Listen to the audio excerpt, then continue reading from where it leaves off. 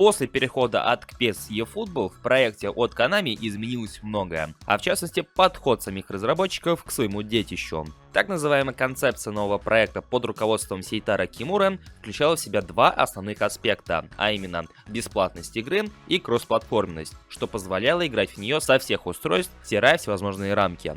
И на словах это звучало очень даже неплохо. Бесплатная игра, не нужно ни за что платить, и играть с тем, с кем ты захочешь, вне зависимости от его платформы и от твоей платформы. Однако, один из этих аспектов стал камнем преткновения как для серии PES, так и для серии eFootball. Спойлер, это кроссплатформенность. Я рад вас приветствовать на канале Realistic PES, и в рамках сегодняшнего ролика предлагаю обсудить, как кроссплатформенность убила серию PES и подпортила старт eFootball на ее релизе. Перед началом я напоминаю вам, чтобы вы не забывали поддерживать это видео своими лайками, обязательно подписывайтесь на канал, если находитесь здесь впервые, ну и прожимайте колокольчик для уведомлений.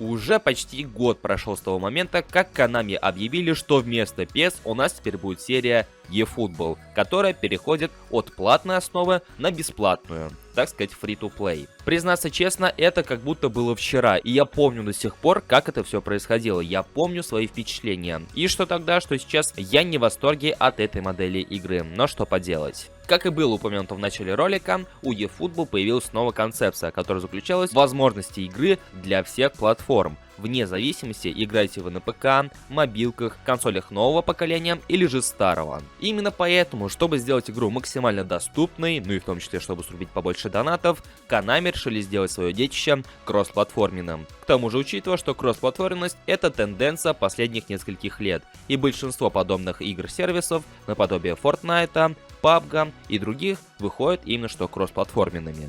Однако, несмотря на то, что год назад нам еще обещали полноценную игру, а в частности PES 2022, уже на следующий год мы получили анонс вот этого детища. И было уже понятно тогда, что в какой-то момент Konami передумали. Они развернулись на полпути, решив начать, грубо говоря, все сначала. И очевидно, что уже тогда были сомнения о том, что к сентябрю они успеют все это сделать. Konami это подтвердили в конце августа, когда они выкатили дорожную карту, в которой рассказали, что планируют растянуть запуск кроссплатформенности наряду с поддержкой мобильных устройств, что явно говорило о том, что разработчики не укладываются в срок по добавлению кроссплатформенности в eFootball 2022. И в принципе, как показало время, Konami очень даже жидко обосрались с этим самым кроссплатформингом. Ведь уже на момент конца весны и начала лета в игре до сих пор нет кроссплатформенности. Konami наконец-таки объявили, что в середине июня мы ее получим, причем на всех уже платформах, но тем не менее. Почти год нам пришлось ждать, чтобы дождаться этой самой кроссплатформенности. Хотя с другой стороны,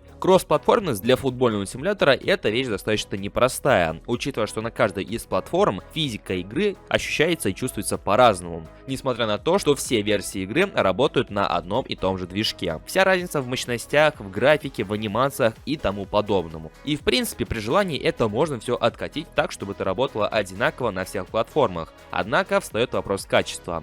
Как это будет играться на консолях нового поколения, как это будет играться на мобилках. И самый главный вопрос, смысл было покупать консоли нового поколения, если мы так или иначе будем играть с обладателями смартфонов.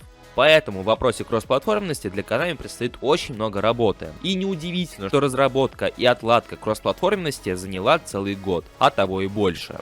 Однако стоит ли говорить, что эта самая слепая вера в кроссплатформенность помогла Konami сделать выбор в пользу будущей eFootball, а не PES, которая, по мнению разработчиков, на тот момент уже устарела. Не сама игра, а именно ее концепт. Платные игры, за которые мы платим каждый год, и каждый год разработчики выкатывают все новую часть. Опять-таки на бумаге идея игры сервиса в футбольных симуляторах смотрится очень даже перспективно. Однако в погоне за кроссплатформенностью Konami совсем забыли про саму игру и всевозможный контент для нее. Да, были ивенты, выходили небольшие обновления, но все мы понимаем, что это далеко не то, что мы ожидали. А поэтому релиз игры состоялся крайне неудовлетворительным, крайне сырым, и оценки на всевозможных платформах в день релиза оказались более чем объективными. И таким образом Konami убили двух зайцев сразу, только в отрицательном смысле. Они убили серию PES, отказавшись ее продолжать, отказавшись ее всячески поддерживать, и выкатив невнятный релиз eFootball, у которого на тот момент было достаточно непонятное будущее. Оно и сейчас толком-то не прояснилось. Однако вся разница заключается в том, что сейчас хотя бы видно, что разработчики предпринимают хоть какие-то шаги, и в принципе сама игра стала более-менее играбельна. Но опять-таки повторюсь, уже в 100-й и в 1000-й раз игровой процесс этой игры еще очень далек от идеала.